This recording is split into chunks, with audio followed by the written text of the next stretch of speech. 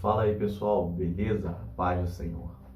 Breve exposição simples, rápida e precisa em Apocalipse, capítulo de número 5. Apocalipse, capítulo de número 5. A gente fez aquele dia uma leitura, veio algumas pinceladas e hoje a gente vai trabalhar em cima do capítulo. Versículo de número 1. Vi na mão direita daquele que estava sentado no trono, ou seja, na mão direita de Deus, um livro escrito por dentro e por fora, de todo selado com 7 selos. Isso aqui é uma coisa interessante, porque quando nós vamos para Ezequiel, vou abrir aqui, vou ir abrindo e a gente vai dialogando.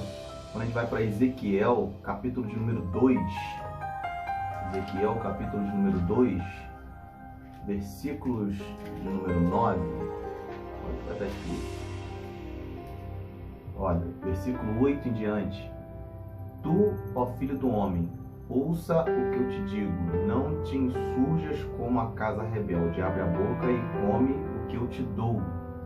Então vi, e eis que certa mão se estendia para mim, e nela se achava um rolo de um livro. Estendeu-se diante de mim e estava escrito por dentro e por fora. Nele estavam escritas lamentações, suspiros e ares. Algo interessante que tem que mencionar que aqui em Apocalipse o livro está selado, porque a profecia já está selada, a profecia já está completa. Em Ezequiel, a profecia ainda não estava completa, né? A palavra de Deus ainda não estava completa, só tinha o Antigo Testamento. Então por isso que o livro não está selado ainda. Em Apocalipse já está selado, porque já é a consumação de todas as coisas. O que é esse livro? Esse livro selado com 7 selos. Esse livro é um livro, o número 7, ele simboliza a plenitude na Bíblia, né? Aquilo que é pleno, aquilo que vai se concretizar naquele momento, né? 7 olhos, 7 chifres, 7 cartas, 7 igrejas, é a totalidade.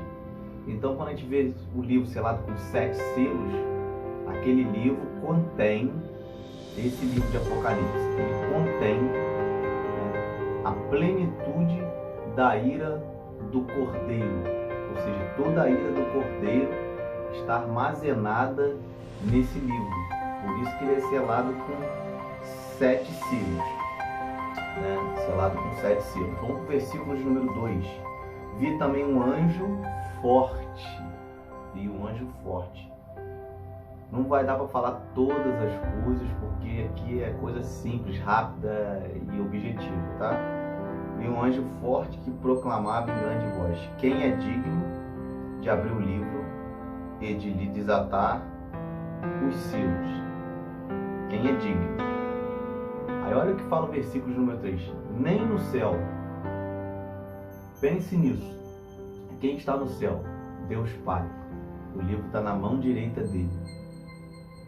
E ele não é digno de abrir o livro, porque ele não é todo poderoso, porque ele não tem todo poder. Não, ele tem todo poder. Nem sobre a terra, perceba, nem debaixo da terra, ninguém podia abrir o livro, nem mesmo olhar para ele. Ou seja, olhando pela visão pré-milenista ou pré-tribulacionista, ou seja, nós que acreditamos que o Senhor arrebata a igreja antes da grande tribulação, nós vamos entender que no capítulo de número 4 a igreja já foi arrebatada, e nesse momento no céu, quem está lá? A igreja, os anciões de Apocalipse 4.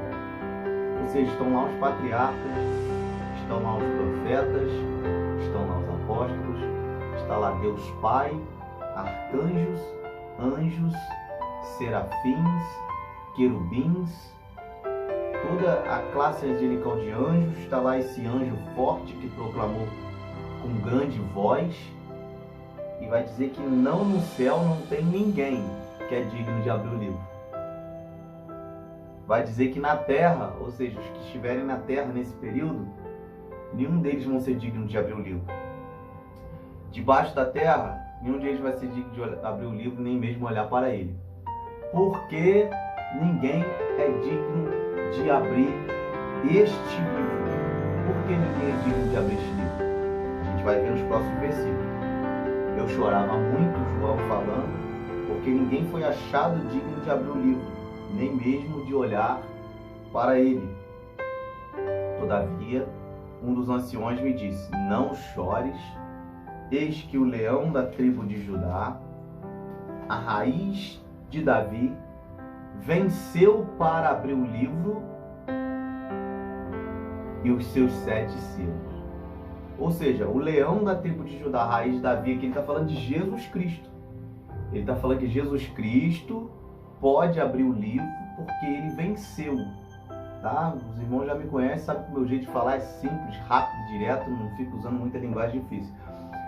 Jesus Cristo, ele é o único digno de abrir o livro porque ele venceu, e porque ele venceu, só ele que pode abrir o livro. Isso nos traz menção a um contrato. Esse livro nada mais nada é do que um contrato. Um contrato pela queda. O homem pecou. Quando a gente vai para Gênesis, capítulo de número 2, né? Quando a gente vai para versículos de número 9, 16, 17, a gente vai ver que o Senhor fala: ó, todas as árvores vocês podem comer, mas a árvore do bem e do mal não pode. Porque se comer dessa árvore, certamente morrerás. O homem vai, come da árvore, o pecado entra na humanidade por causa de Adão, e o Senhor falou: ó, você tem que morrer. Se comer, tem que morrer. Então, ou seja, o contrato que ele tinha com Deus, aquilo que ele firmou com Deus, não, tudo bem, se eu comer, eu morro, foi quebrado. Então, para o nosso adversário, ele teria que morrer. Ó, morte, porque ele pecou. Ou seja, quando a gente vai para Romanos, quando a gente vai para Gálatas, a gente vai ver que todos pecaram, né? Romanos capítulo de número 3, Romanos capítulo de número 5, todos pecaram e destituídos estão da glória de Deus. Ou seja, o pecado entrou por um homem, por isso todos pecaram juntamente com ele. Então o contrato é quebrado ali. Aquele plano, ele é quebrado ali no jardim. Então Jesus Cristo, ele fala: não precisa. Eu vou descer, eu vou morrer por eles. Então a humanidade não precisa morrer. Eu vou morrer no lugar deles. Aí olha só o que está escrito, um versículo que eu gosto muito. Vamos abrir em Colossenses. É um versículo que eu gosto muito, Colossenses, capítulo número 2, versículo 14. Colossenses 2, 14. Você fica aí com a Bíblia aí, me acompanhando. Vamos junto aí. Colossenses 2, 14. Tá? Colossenses. Bom, Colossenses 2, 14. Olha só que interessante. Leiam todo do versículo 8 em diante, mas vou mencionar só o 14 para não ficar longo. Tendo cancelado o escrito de dívida que era contra nós e que constava de ordenanças, ou seja, um escrito, tinha uma dívida e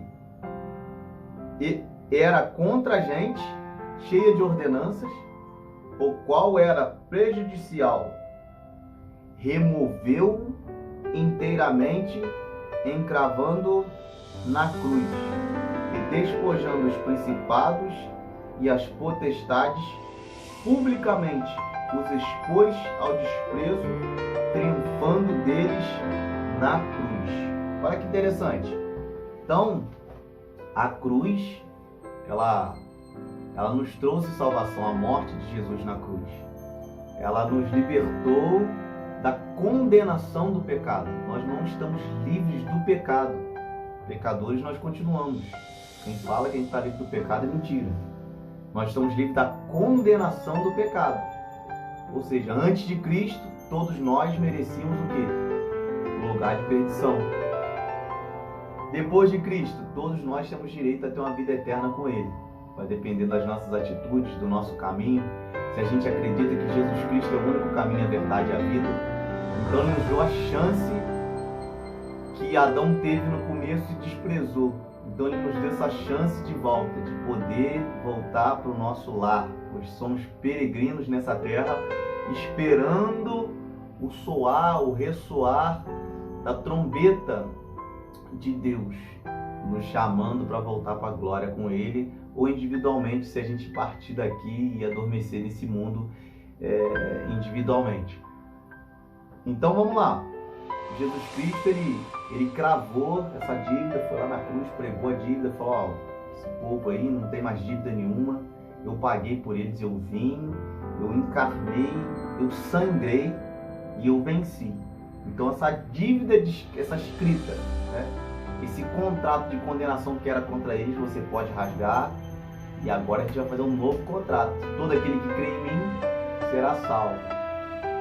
Todo aquele que acreditar que eu sou o Cristo, Filho de Deus vivo, será salvo.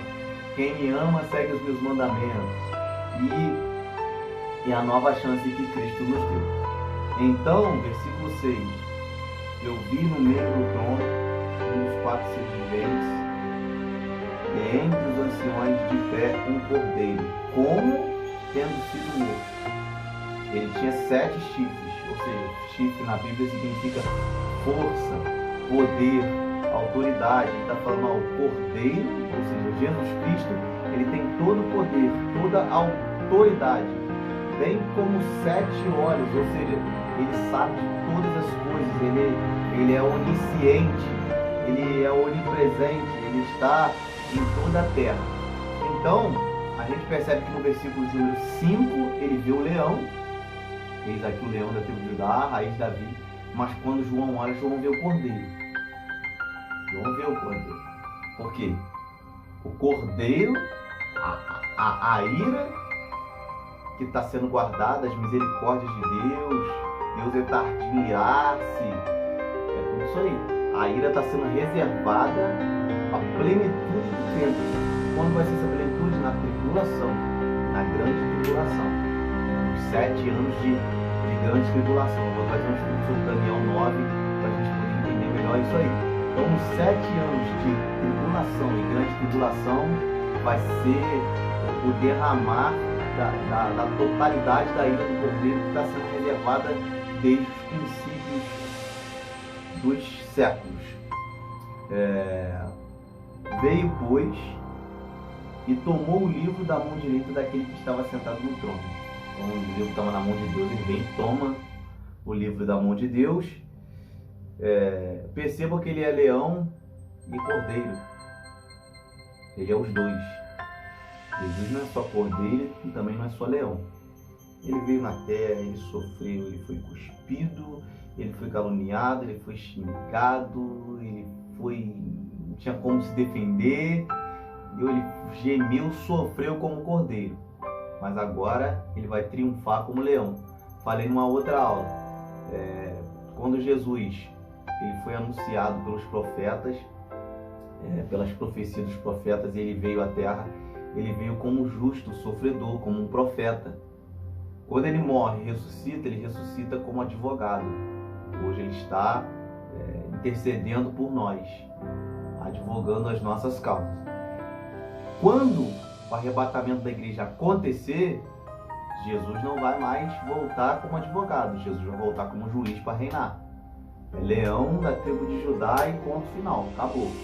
Então ele tomou o livro, e quando ele tomou o livro, os 4 seres viventes e os 24 anciões prostraram-se diante do cordeiro. Olha que interessante. Tendo cada um deles uma harpa e taças de ouro cheias de incensos, que são as orações dos santos. Já vi outras pessoas fazendo live aí, falando sobre instrumento no céu. Realmente vai ter instrumento no céu, só que não vai ser nada comparado ao que a gente está acostumado a ouvir aí. Às vezes eu estou tocando, eu bato uma notinha fora, ou eu desafino. Lá não, vai ser tudo perfeito. Vai ser coisa que a gente nunca ouviu, né? Nunca ouviu, melodias que nós nunca ouvimos. A letra está estampada aqui, mas a melodia que vai ser o ritmo, a gente nunca ouviu. Então prostraram-se diante do Cordeiro. Perceba que até então eles estão adorando Deus Pai, Deus Pai, Deus Pai, Deus Pai, Deus Pai. Na hora que o Cordeiro vem, arranca o livro da mão, fala que ele é o único digno de abrir o livro, a totalidade que há ali, os anciões, os anjos, eles se prostram diante do Cordeiro e começam a cantar um novo cântico.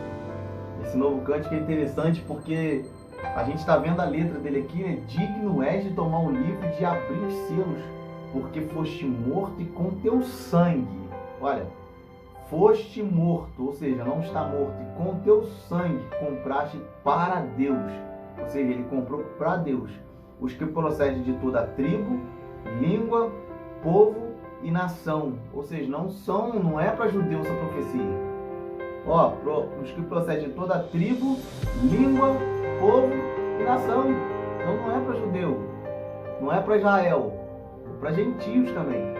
E para o nosso Deus que constituísse reinos e sacerdotes que reinarão sobre a terra. Reinarão aqui, falando do milênio, quando Cristo voltar, a gente vai reinar com o cetro de ferro. Então percebam que os anjos, eles já existem há milhares de anos. E eles, lendo isso aqui, eles vão cantar um novo cântico. Um novo cântico que eles nunca cantaram. Os anjos, que adoram Deus na eternidade, porque onde Deus habita não existe tempo igual aqui. Tempo é só uma coisa que Deus criou pra gente. Deus, ele habita na eternidade. De eternidade em eternidade ele é Deus. Eles estão em eternidade adorando ao Senhor e mesmo assim ainda existe novidade lá no céu. Eu fiz até um vídeo esses tempos atrás falando sobre isso.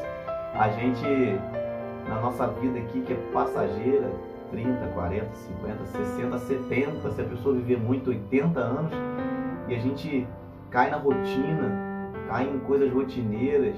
Imagina os anjos vivendo uma eternidade ao lado do Senhor. Eternidade que eu digo, eles foram criados, eles têm data de criação, mas não tem data para morrer. Mas pensa quantos milhares de anos eles estão lá adorando ao Senhor. E mesmo assim, ainda existe novidade para eles. Imagina para eu e você, quanto que Deus não tem de novidade para a gente. Vi e ouvi uma voz de muitos anjos ao redor do trono, e de seres viventes, dos anciões, cujo número era de milhões e milhares de milhares, proclamando em grande voz: digno é o Cordeiro que foi morto de receber o poder, a riqueza, a sabedoria, a força, a honra, a glória e o louvor. Então eu vi que toda criatura que há no céu, olha, e sobre a terra, e debaixo da terra, e sobre o mar, e tudo que neles há, estava dizendo: aquele que está sentado no trono, ou seja, a Deus, e ao Cordeiro, ou seja, ao Filho, ao Pai e ao Filho, seja o louvor e a honra e a glória e o domínio pelos séculos dos séculos. E os quatro seres viventes respondiam: amém, ou seja, assim seja, todo louvor, honra, glória e domínio pelos séculos dos séculos do nosso Deus. Também os anciões prostravam-se e adoravam, ou seja, os anciões, a igreja também se prostrava e adorava o Pai e adorava o Filho. Adorava o Pai e adorava o Filho. Agora, por que só Jesus é digno de abrir o livro? Já falei que ele foi o único que venceu, mas não é por causa de pecado, que Deus Pai não tinha pecado, e o Espírito Santo também não tem pecado. E por que só o Filho que pode abrir?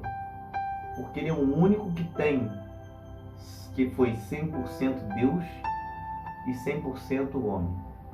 Deus Pai é só Espírito, o Espírito Santo é só Espírito. Eles têm corpo, mas nunca encarnaram nesse corpo. Nunca encarnaram nesse corpo. Os anjos só têm corpo espiritual, né? A igreja que vai estar lá vai estar em corpo espiritual, mas já teve pecado um dia. Só o Filho, irmãos. Só o Filho que foi digno. Ele encarnou, ele tem a natureza divina ele tem a natureza humana. Ele veio como humano nessa terra, como humano, sangrou, suou gota de sangue, como humano nessa terra, sem pecado. Onde o primeiro homem caiu, que foi no jardim, o segundo homem veio no deserto e venceu. O diabo, ele fez uma proposta para o homem lá no jardim, tendo tantas maravilhas para ele desfrutar, mas o segundo Adão, que é Cristo, igual Romanos 5 fala, ele estava no deserto com fome, com calor, e vai dizer que o diabo veio tentar ele e venceu o diabo no deserto. Então tudo que o primeiro Adão falhou, tudo que o primeiro Adão pecou, que ele foi falho, o segundo Adão foi superior em tudo.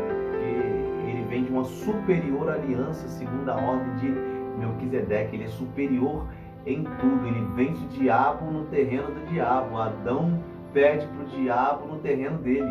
Jesus não, ele vem para o nosso terreno. Ele abriu mão da sua glória, da sua majestade, de quem ele era. Abriu mão de tudo, se esvaziou da sua glória, se limitou a morar numa carcaça igual a nossa, cheia de falha, cheia de erro, que sente dor, que sente frio, que sente calor. Ele veio e habitou entre nós, e quando ele estava 40 dias sem comer, o diabo ofereceu a ele comida, ele não quis. O diabo ofereceu a ele fama e ele não quis. O diabo ofereceu a ele que os anjos viessem e o pegassem, ou seja, proteção, e ele não quis. E venceu o diabo na palavra de Deus. Na palavra, está escrito, está escrito, está escrito. Então ele venceu o diabo no pior momento da sua vida, no momento de dificuldade, no momento de tribulação, no momento de perseguição. Ele venceu o diabo, e por isso que ele tem duas naturezas, humana, sem pecado, e a natureza divina, e por isso que ele é digno. Por isso que ele é digno de abrir, por isso que nenhum outro ser no nosso sistema, no nosso universo, nas galáxias, tem poder para abrir o livro, porque ele é só espírito, ou ele foi carne e tem um corpo transformado. Jesus Cristo não, ele é 100% homem, 100% Deus, e ele não pecou em nenhum momento. E nós, às vezes, né, com tudo de bom, do bom e do melhor, com as melhores roupas, com os melhores calçados, com as melhores bíblias, com os melhores instrumentos, com a vida muito boa, a gente peca contra Deus e erra contra Ele. Jesus Cristo veio para provar para a gente que Ele é superior em tudo, melhor em tudo. Ele é o nosso Deus, nosso Senhor e Salvador. Por isso que Ele é digno. Eu não sou digno, você não é digno, mas Ele é. Porque Ele vem em terreno hostil, Ele vem em um terreno turbulento, foi massacrado, foi chicoteado, foi xingado, foi caluniado. Ele sofreu todas as coisas, suou gotas de sangue, foi traído por um dos seus discípulos, foi negado por um dos seus discípulos, mas em nenhum momento ele pecou contra Deus, em nenhum momento ele errou contra Deus. Ele prova pra gente que a gente consegue vencer, mesmo em meio às dificuldades. A gente pode vencer. Que Deus te abençoe, que Deus te guarde, que Deus te ilumine. E se você ainda não serve a Cristo, se você ainda não professa a esse Senhor Jesus Cristo maravilhoso em sua vida, entregue seu caminho a Nele, entregue sua vida a Ele, vem para Ele, porque Ele é o único caminho, a verdade e a vida. Deus lhe abençoe grandemente, que sua casa, sua família seja cheio e repleto da bênção do Senhor, em nome de Jesus.